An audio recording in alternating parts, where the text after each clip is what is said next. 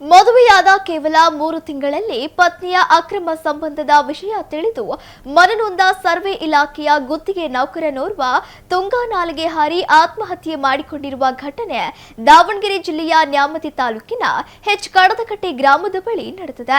ನ್ಯಾಮತಿ ತಾಲೂಕಿನ ಸರ್ವೆ ಇಲಾಖೆಯಲ್ಲಿ ಗುತ್ತಿಗೆ ನೌಕರನಾಗಿದ್ದ 28 ವರ್ಷದ ಮಣಿಕಂಠ ಆತ್ಮಹತ್ಯೆ ಮಾಡಿಕೊಂಡ ದುರ್ದೈವಿಯಾಗಿದ್ದು, ಈತ ಕಳೆದ 3 ತಿಂಗಳ ಹಿಂದಷ್ಟೇ ರಾಣೆಬೆನ್ನೂರು ಮೂಲದ ಸುನಿತಾ ಎಂಬಾಕೆಯನ್ನು ವಿವಾಹವಾಗಿದ್ದ.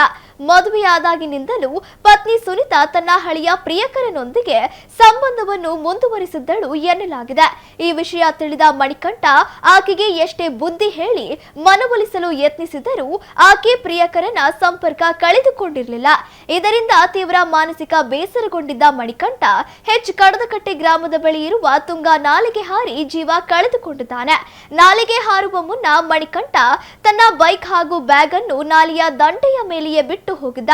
ಇದನ್ನು ಗಮನಿಸಿದ ಸ್ಥಳೀಯರು ತಕ್ಷಣವೇ ಅಗ್ನಿಶಾಮಕ ಸಿಬ್ಬಂದಿ ಹಾಗೂ ನ್ಯಾಮತಿ ಠಾಣೆ ಪೊಲೀಸರಿಗೆ ಮಾಹಿತಿ ನೀಡಿದ್ದರು. ಸ್ಥಳಕ್ಕೆ ಧಾವಿಸಿದ ರಕ್ಷಣಾ ಸಿಬ್ಬಂದಿ ನಾಲೆಯಲ್ಲಿ ಮೃತದೇಹಕ್ಕಾಗಿ ತೀವ್ರ ಹುಡುಕಾಟ ನಡೆಸಿದ್ದು, ಇಂದು ಬೆಳಗ್ಗೆ ಸುಮಾರು 11 ಗಂಟೆಯ ವೇಳೆಗೆ ಸಗಟೂರು ಗ್ರಾಮದ ಬಳಿ ಮಣಿಕಂಠನ ಮೃತದೇಹ ಪತ್ತೆಯಾಗಿದೆ. ಆತ್ಮಹತ್ಯೆಗೂ ಮುನ್ನ ಮಣಿಕಂಠ ಬರೆದಿಟ್ಟಿರುವ ಡೆತ್ ನೋಟ್ ಲಭ್ಯವಾಗಿದ್ದು, ಅದರಲ್ಲಿ ನನ್ನ ಪತ್ನಿ ಹಾಗೂ ಆಕೆಯ ಪ್ರಿಯಕರನ ವರ್ತನೆಯಿಂದ ನಾನು ಸಾಕಷ್ಟು ನೊಂದಿದ್ದೇನೆ. ನನಗೆ ನಾನೇ ಮಾಡಿಕೊಂಡ ಮೋಸದಿಂದಾಗಿ ಈ ನಿರ್ಧಾರಕ್ಕೆ ಬರುತ್ತಿದ್ದೇನೆ. ನನ್ನ ಸಾವಿಗೆ ನಾನೇ ಕಾರಣ ಹೊರತು ಬೇರೆ ಯಾರೂ ಅಲ್ಲ ಎಂದು ಉಲ್ಲೇಖಿಸಿರುವುದು ಬೆಳಕಿಗೆ ಬಂದಿದೆ. ಸದ್ಯ ಮಣಿಕಂಠನ ಕುಟುಂಬಸ್ಥರು ನೀಡಿದ ದೂರಿನ ಮೇರೆಗೆ ಆತನ ಪತ್ನಿ ಸುನಿತಾ ಹಾಗೂ ಆಕೆಯ ಪ್ರಿಯಕರನ ವಿರುದ್ಧ ನ್ಯಾಮತಿ ಪೊಲೀಸ್ ಠಾಣೆಯಲ್ಲಿ ಪ್ರಕರಣ ದಾಖಲಾಗಿದ್ದು, ಪೊಲೀಸರು ಮುಂದಿನ ತನಿಖೆ ಕೈಗೊಂಡಿದ್ದಾರೆ. ಮೊನ್ನೆ ಗುರುವಾರ ಬೆಳಿಗ್ಗೆ 11:15 ನಾವು ಡೈಲಿ ರೆಗ್ಯುಲರ್ ಕಾಲ್ ಮಾಡ್ತಾ ಇದ್ವಿ. ನನ್ನ ಸ್ನೇಹಿತ ಮಣಿಕಂಠ ಫೋನು ಪಿಕ್ ಮಾಡಿ ಮಾತಾಡಿ ಎಲ್ಲಿದೆಯಪ್ಪ ಅಂತ ಕೇಳಿದಾಗ ಈಗ ಹೊನ್ನಾಳಿಲಿ ಇದ್ದೀನಿ ಅಂತ ಹೇಳ್ದ. ಆವಾಗ ಯಾಕೋ ಒಂಥರ ರೀತಿಯಲ್ಲಿ ಮಾತಾಡ್ತಾ ಇದ್ದ. ಏನಾಯ್ತು ಅಂತ ಕೇಳಿದ್ದಕ್ಕೆ ಯಾಕೋ ಒಂಥರ ಮನಸ್ಸಿಗೆ ಬೇಜಾರಾಗಿದೆ, ಯಾಕೋ ನೆಮ್ಮದಿ ಇಲ್ಲ ಅಂತ ಹೇಳ್ಬಿಟ್ಟು ಯಾಕೆ ಏನಾಯ್ತು ಅಂತ ಕೇಳಿದಾಗ, ಇಲ್ಲ ಸ್ವಲ್ಪ ಮನಸ್ಸಲ್ಲಿ ಯಾಕೋ ಒತ್ತಡ ಇದೆ, ಹೀಗಾಗಿ ಆಗ್ತಾ ಇದೆ, ನನ್ನ ಪತ್ನಿಯ ಮತ್ತು ಅವರ ಪ್ರಿಯಕರನಿಂದ ಸ್ವಲ್ಪ ತೊಂದರೆ ಆಗ್ತಾ ಇದೆ, ಮತ್ತೆ ಅವರ ಅಕ್ಕ ಏನೋ ಹೇಳಿದ್ರಂತೆ, ನೀನು ನಮ್ಮೂರಿಗೆ ಬಂದು ಕಾಲಿಡು ನೋಡೋಣ, ನಿನಗೆ ನೋಡ್ಕೊಂತೀವಿ ಅಂತ ಹೇಳಿದ್ರಂತೆ. ಈ ತರ ಎಲ್ಲ ಹಿಂಸೆ ಆಗ್ತಾ ಇದೆ. ಅವನು ಸುಮಾರು 1 ತಿಂಗಳಿಂದನೂ ನಾವು ಅವನಿಗೆ ಕಾಲ್ ಪಿಕ್ ಮಾಡಿದಾಗ ಮಾತಾಡ್ತಿದ್ದ ಅಷ್ಟೇ. ಜಸ್ಟ್ ಸರಿ ಆರಾಮಿದ್ದೀನಿ ಮತ್ತೆ ಮಾಡ್ತೀನಿ ಕಾಲ್ ಕಟ್ ಮಾಡ್ತಿದ್ದ. ಮತ್ತೆ ನಾವು ಕಾಲೇ ಮಾಡ್ತಿದ್ದಿಲ್ಲ. ಮೊದ್ಲೆಲ್ಲ ನಾವು ಒಂದ್ಸರಿ ಕಾಲ್ ಮಾಡಿದ್ರೆ ಸುಮಾರು ಸರಿ ಕಾಲ್ ಮಾಡ್ತಾ ಇದ್ದ. ಈಗ ಲಾಸ್ಟ್ 1 ಮಂತ್ ಇಂದ ಅವನು ಕಾಲ್ ಮಾಡಿದ್ರೆ ಸರಿ ಆರಾಮಿದ್ದೀನಿ, ಕಾಲ್ ಮಾಡ್ತೀನಿ ಮತ್ತೆ ಮಾಡ್ತೀನಿ ಅಂತ ಹೇಳ್ತಿದ್ದ. ಮತ್ತೆ ರಿಟರ್ನ್ ಕಾಲ್ ಮಾಡ್ತಿದ್ದಿಲ್ಲ ಅವನು.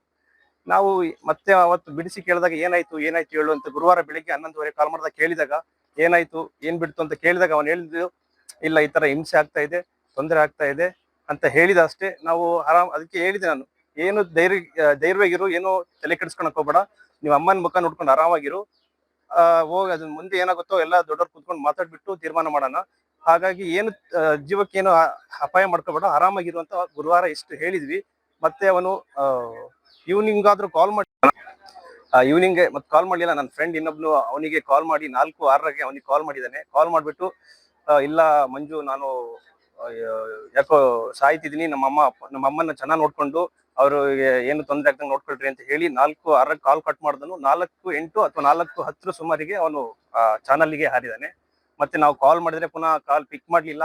ಮತ್ತೆ ಅಲ್ಲಿ ಹೋಗಿ ನೋಡಿದಾಗ ಅವನ ಬೈಕು, ಅವನ ಡೆತ್ ನೋಟು ಇಷ್ಟು ಸಿಕ್ಕಿದೆ ಅಲ್ಲಿ.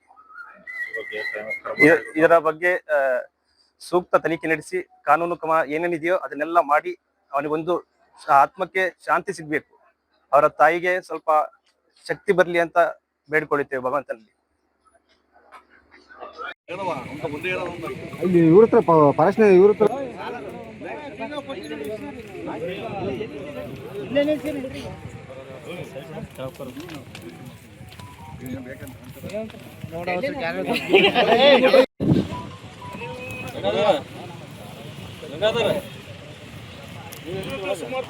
ಚಪ್ಪದಲ್ಲಿ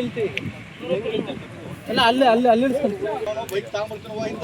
ಅಂಕ ಮಾಡಿದ್ರೆ ಅಯ್ಯಪ್ಪ ಏ ಸುರೇಶ ಯಾತಿ ಮಾಡ್ತೀವಿ ಇವೆಲ್ಲ ನಮಗೆ ಯಾಕೆ ಹೇಳ್ತೀರಿ ನೀವು?